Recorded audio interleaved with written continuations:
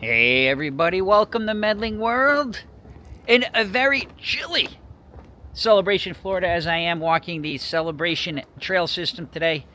Kind of wanted to talk about the cold temperatures here, and then I just wanted to touch on somebody who passed away that taught me a lot in life. And I just want to do a quick vlog about that. 6-7 minutes. Come on in, check it out. So guys, thank you so much for watching Medling World today. Please take a moment, subscribe if you haven't yet. Yes, I am here on the Celebration Trail System in a very cold Florida. Now, depending where you're from, I'm going to keep it with me, where I'm from. I'm originally from Connecticut. Kind of, New England, New York here. You got New York, Jersey, Connecticut, up into New England. That kind of section of the country. We're used to cold weather. But when you live in Florida, there's a reason why you came here. And it was to get away from what's going on now. This morning, actually, guys, if you get a chance, follow my Instagram, Medling World Instagram, where I put out stories and pictures, different things about what we're doing and what I'm doing a lot. I had mentioned it was 28 degrees this morning here, which it was. It's 43 now, but with the wind chill, it's like 31. But this morning was absolutely cold. And of course I have my friends from Connecticut texting me, making fun of me, laughing at me. Nah, it's 28. Come on, man. It's been like 3 degrees up here. It's snowing, it's cold, and it's freezing. And you're complaining about 28. Listen, I can handle the cold, but it's been 6 years, man. So today, yes, I'm cold, man. Everybody in Florida is cold today. Look at this. You might be able to hear the wind. Get in the water. Brr. But as I said, just a quick walk. I'm actually going to turn around, start heading back. I also wanted to say the next time I do a celebration walk and talk, I want to go to a different area. I always come here because it's closest to where I live, but I got to switch it up. So hopefully next time I do one of these, I'll be in another area. Now, I did want to talk about, we'll get right to it, my grandfather of 102 years old, World War II veteran, passed away last week. And I just wanted to touch on that on the channel a little bit. Now, this has been a week ago, and he was 102. I mean, that is a long time to live. So it's not like, to me, what it is the memories I have of him and what he meant to me growing up. And I kind of just wanted to touch on that. Again, I have mentioned him on the channel a couple times. I know when I was cruising, they did a salute to veterans, and I talked about his service in World War II. There was actually a World War II veteran on the ship. And just the fact that there are not a lot of World War II veterans left in this country. There are not. I mean, think about how long ago that was, in, the 40s. But he did serve our country. He was a crew chief in the military. And he was, he was right there in it, man.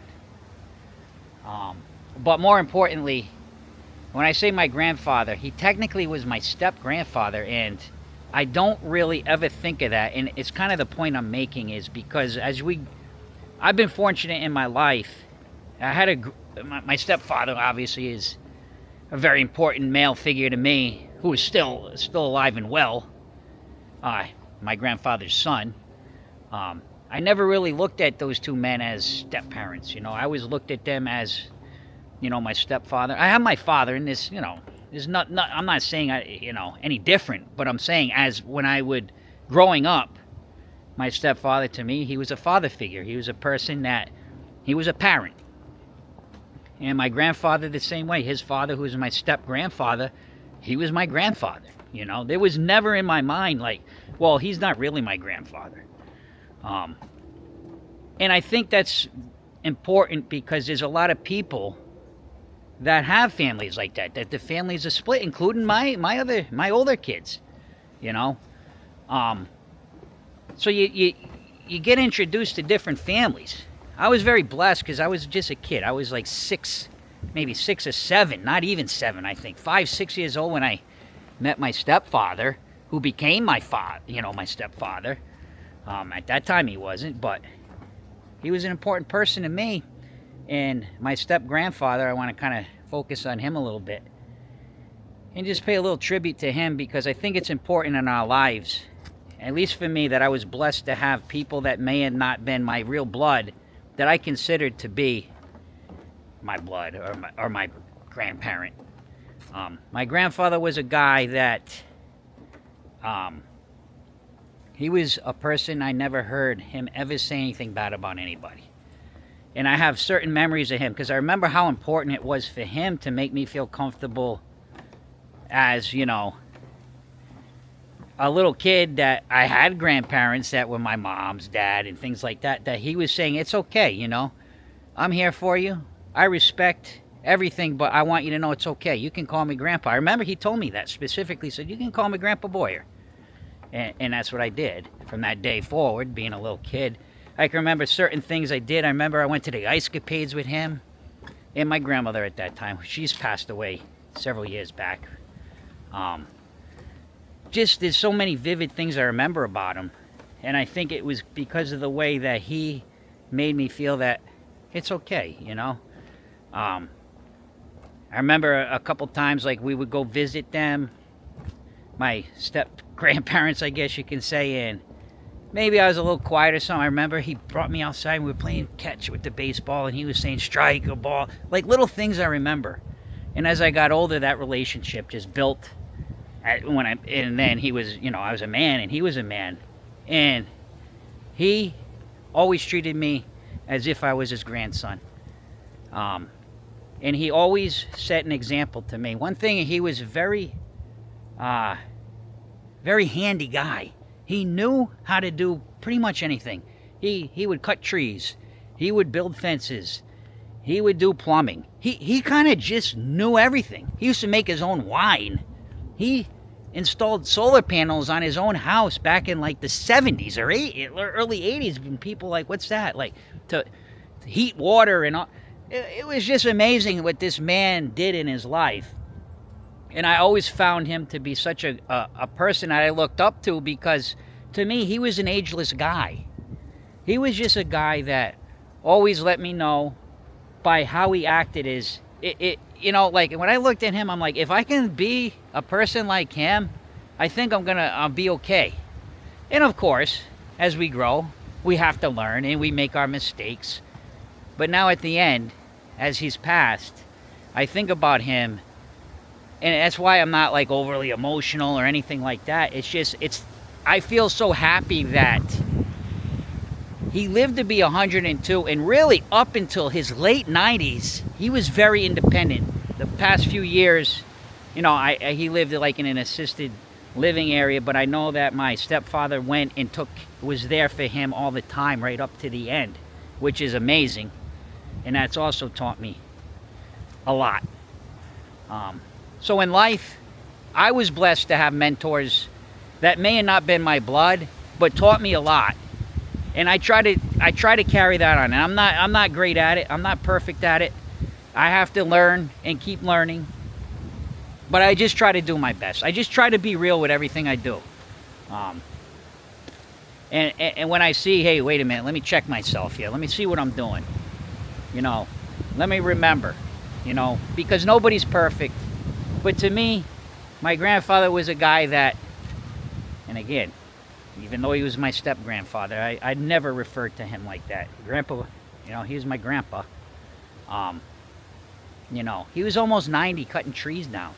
You know, like, and I shared a couple of those memories with my stepfather when he passed, and just to let him know, like, when I think about Grandpa, it's just happiness. It's just, the guy was so awesome. He was just like, what's he gonna do now? Like, oh, let me come over and I'm gonna help build a fence, and we're gonna put like wheels on the bottom of the fence so it'll like open like a door, and then you can let the dogs in and out. Just all these clever things. He built me these huge, like, awesome entertainment centers back in the 80s for my bedroom, and he made them like with these little things so they could break apart and you could stack them and move them.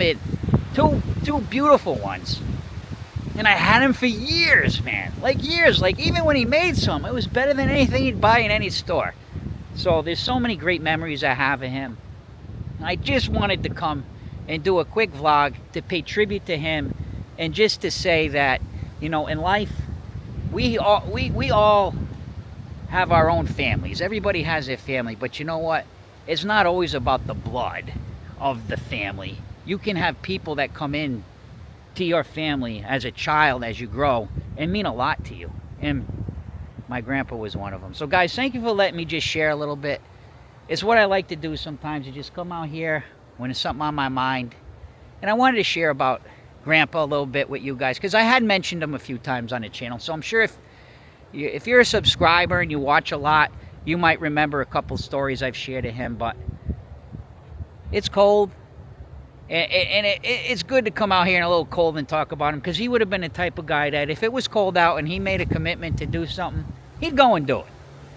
You know, such a smart man. He taught me so many things in my life just by his example.